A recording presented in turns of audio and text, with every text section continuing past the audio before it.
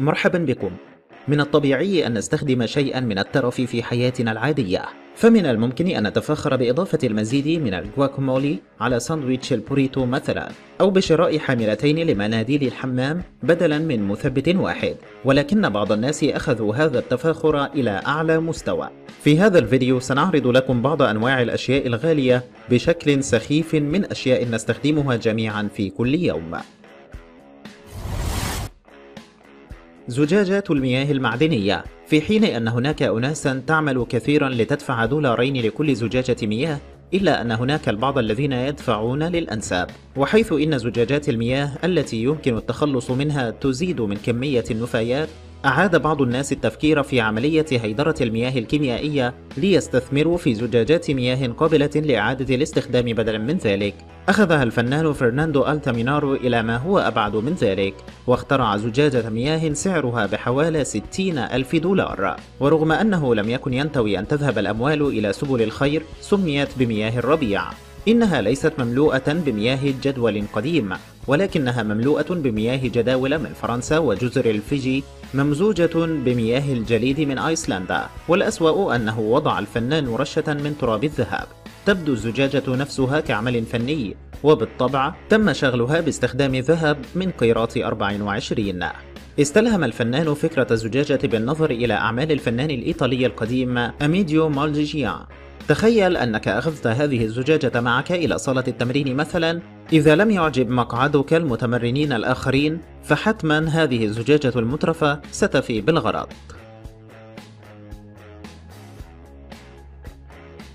البيتزا. الكثير منا يفكر في البيتزا على أنها ذنب مفرح. إنها دهنية ولكنها لذيذة ورخيصة، ونستطيع أن نوصلها حتى باب المنزل. أن نطلب الطعام عن طريق الإنترنت ويوصله لنا شخص آخر، هذا هو قمة الترف. على الرغم من أننا قد نستمتع بالذهاب إلى المطاعم الفاخرة في المناسبات وإنفاق الأموال في الجودة، فإنه ما زال من الصعب التخيل أننا سندفع $850 لبيتزا واحدة فقط. ولكن هذا ما سوف تدفعه إذا أردت أن تجرب بيتزا الصيني بقسم ستيفن بيتزا بمطعم ريتشمان في بريتش كولومبيا. كل نوع بيتزا يصنع خصيصا بيد صاحب المطعم الذي يدعى نادر حتيمي. يصنف المطعم نفسه باستخدام مكونات ذات جودة عالية وعضوية لعمل طعم لا مثيل له. نظرة واحدة على قائمة البيتزا في مطعم حاتمي تجعلك تدرك أنها ليست نوعا عاديا من الفطائر. بعضها مصنف الأول مقارنة بأي شيء آخر، بداية من السلطعون الألاسكي الملوكي إلى وصفة البط الدهنية المملحة المغطاة بالكراميل. ولكن لا أحد مفرط هكذا في المكونات مثل الصيني. هذه البيتزا المكونة من 12 صنفا، مغطاة بالقريدس النمري والسلطعون البحري وسمك ستيل هيد والسلمون المدخن التشيلي وسرطان البحر. لو أن هذه التشكيلة الفاخرة من طعام البحر ليست كافية بالنسبة لك، فإن البيتزا أيضا مغطاة بالكافيار الروسي وفطر الكمأة الإيطالي. الصابون. على الرغم من أن الصابون شيء نستخدمه كل يوم، أو بعضنا يفعل ذلك على أي حال، فإنه ليس بالشيء الذي ننفق عليه الكثير من الأموال. فمن الممكن أن نحب رائحة صابون معين، أو نحصل على حمام يعدك بالقضاء على التجاعيد وتقشير الجلد، ولكن معظمنا حتما لا يريد الإنفاق في شيء يذهب بعدها إلى الصرف الصحي.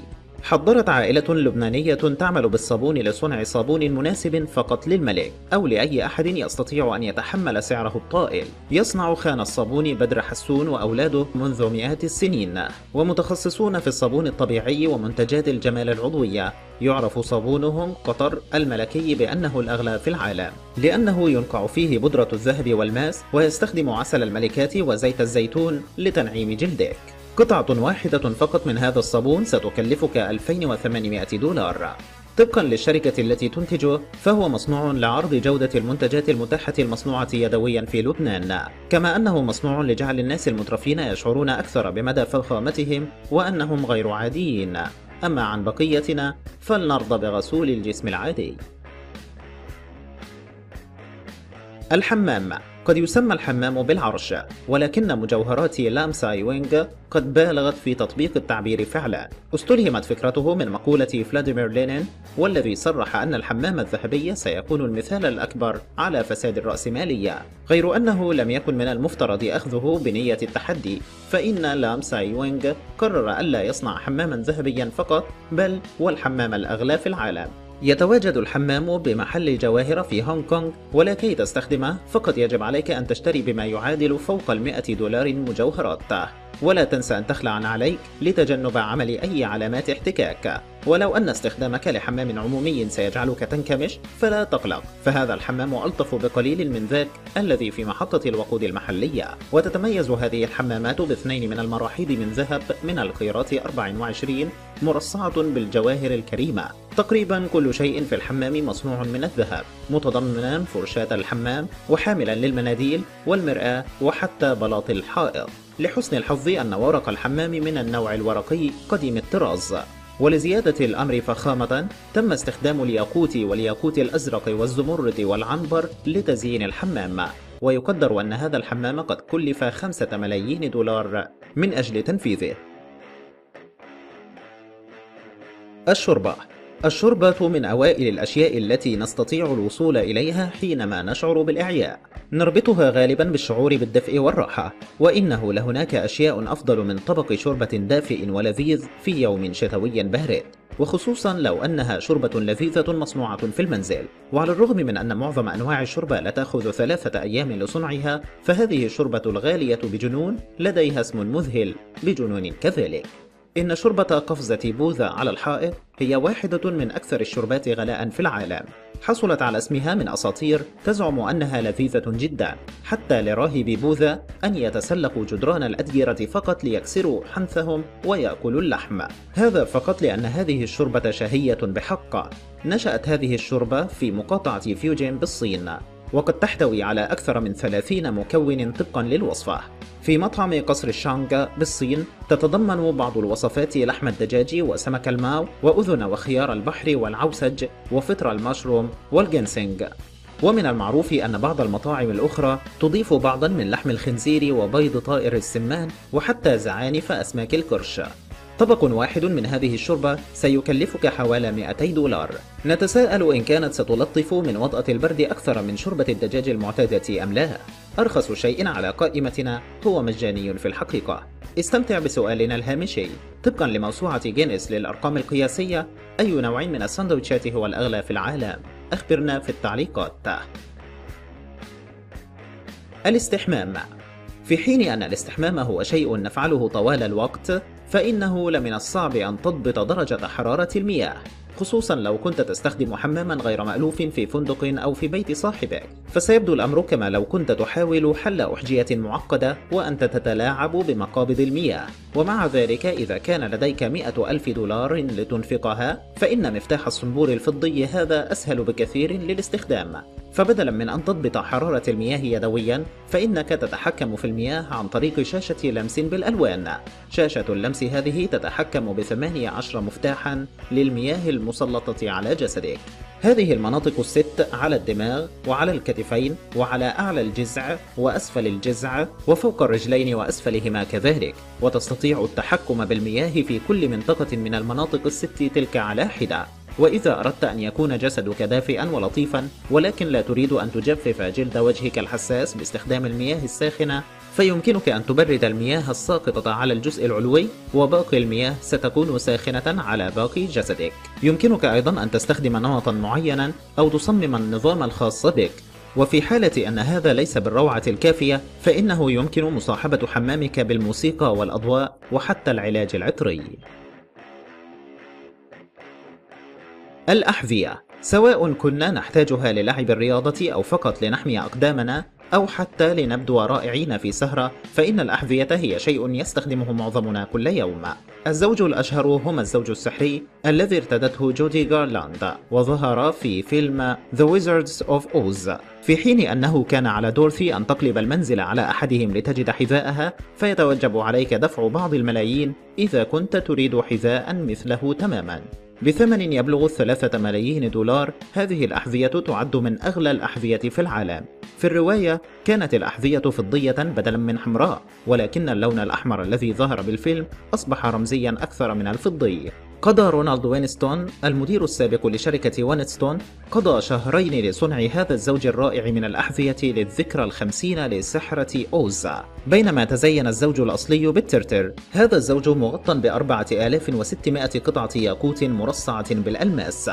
جودي غارلاند هي سعيدة الحظ الوحيدة التي أتيح لها أن ترتدي هذا الحذاء حتى الآن، ربما لأن الزوج الأصلي بعيد كل البعد عن مقدرة أحد، على الرغم من أنه لأمر محزن، لأنه لكان سيبدو مذهلا مع الشيء التالي في قائمتنا. الحقائب. لو أن هناك شيئا نحبه أكثر من الأحذية الغالية فإنها حقائب اليد، ولو أن الماس هو صديق الفتيات المفضل فإن هذه الحقيبة ستكون كافية مقارنة بكل حقائبنا مجمعة. بالطبع سيتوجب عليك أن تبيعي كل حقائبك لتشتري حقيبة ألف ليلة وليلة الماسية تلك. حقيبة اليد الرائعة هذه تعد الأغلى في العالم طبقا لموسوعة جينيس للأرقام القياسية، تقدر قيمتها المذهلة بحوالي 3.8 مليون دولار.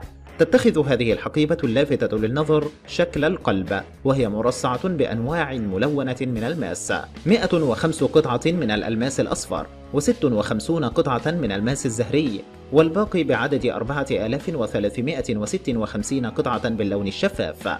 الكمية كلها من الماس الرائع تزن حوالي 381.92 قيراطا.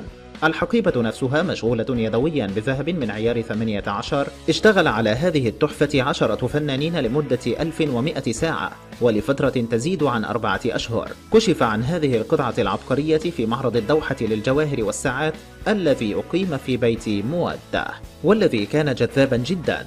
ووضح واحد من الحرس المساعد أن الحقيبة قد صممت للاستمتاع بفخامة وطرف تفاصيلها المشغولة يدويا بآلاف القطع الماسية، ونحن نقول إنه بالفعل استطاعت الحقيبة تحقيق ذلك، على الرغم من أن البعض قد يجد أن عدة ملايين قد تكون أكثر استمتاعا.